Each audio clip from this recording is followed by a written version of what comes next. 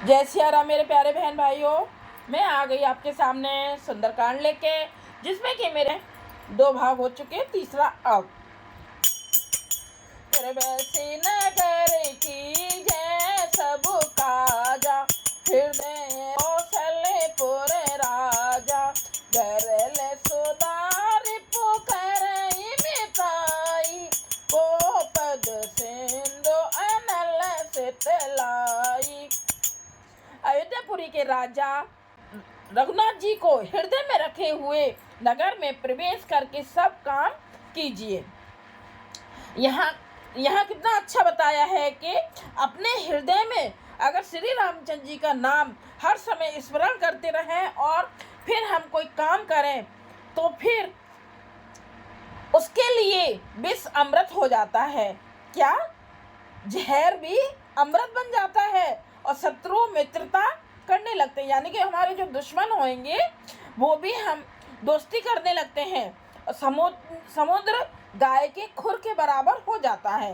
गाय के खुर के मतलब समुद्र कहने का मतलब ये नहीं कि मतलब गाय के जो पैर के नीचे जो खुर होता है उसके बराबर हो जाता है। कहने का अर्थ ये है यहाँ कि इतना भारी समुद्र, इतना बड़ा समुद्र हम उसे बड़े आसानी से पार कर सकते हैं। कब कर सकते हैं? जब हम हृदय में श्री रामचंद्र जी का हर समय स्मरण करते रहें तो ये सारे काम बहुत अच्छे से हो जाते हैं। यहाँ समझाने का ये अर्थ है। अग्नि में शीतलता आ जाती है। अग्नि कितनी तेज अग्नि होती है तो उसमें भी मतलब हमें आग नहीं लगेगी, गर्म नहीं होएंगे, बड़े आराम से हम काम कर लेंगे। इसमें ये कि अग्नि में भी शीतलता आ जाती है। कब आ जाती है? जब हम श्री रामचंद्र जी को ध्यान रखेंगे तब मन में। करोड़ सुमेरु रेणु समुताहि, राम कृपा करे चितवा जाहि, अतल गुरूप धरेउ हनुमाना, बैठा नगर सुमेरे भगवाना। और हे गरुड़ जी, सुमेरु पर्वत उसके लिए रज के समान हो जाता है, जिसे श्री रामचंद्र जी ने एक बार कृपा करके देख लिया। तब हनुमान जी ने बहुत ही छोटा रूप धारण किया और भगवान का स्मरण करके नगर में प्रवेश किया। मंदिर मंदिर प्रति कर सोधा, देखे जह तह अगणित जोधा, गयो दसानन मंदिर माही, अति विचित्र कही जात सुनाही। उन्होंने एक प्रत्येक महल की खोज की, जहाँ तहाँ असंख्य योद्धा देखे। फिर वे रावण के महल में गए। वह अत्यंत विचित्र था, जिसका वर्णन नहीं हो सकता। शयन किए देखा कपितेहि, मंदिर महु नदी के बेदेहि, भवन एक पुण्य दीख सुहावा, हरे मंदिर ते भिन्न बनावा। हनुमान जी ने उस रावण को शयन किए देखा, परंतु महल में जानकी जी नहीं दिखाई दे रही हैं। हनुमान जी को रावण को शयन करते देखा, पर वहाँ पर जानकी यानी कि सीता जी नहीं दिखाई दे रही हैं। फिर एक सुंदर महल दिखाई दिया। वहाँ उसमें भगवान का एक अलग मंदिर बना हुआ था। रामायोध्या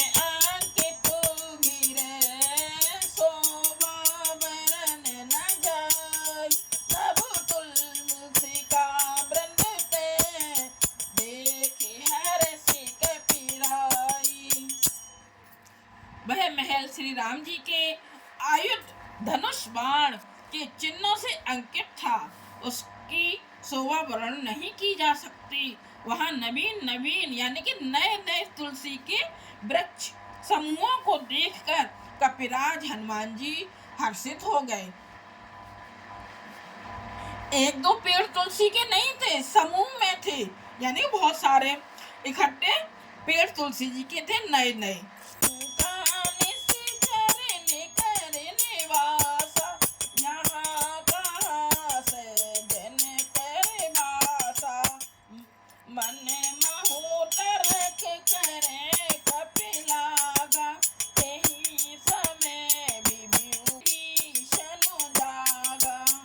लंका तो राक्षसों के समूह का निवास स्थान है, यहाँ सज्जन साधु पुरुष का निवास कहाँ। हनुमान जी मन में इस प्रकार तर्क करने लगे। उसी समय विभीषण जी जागे।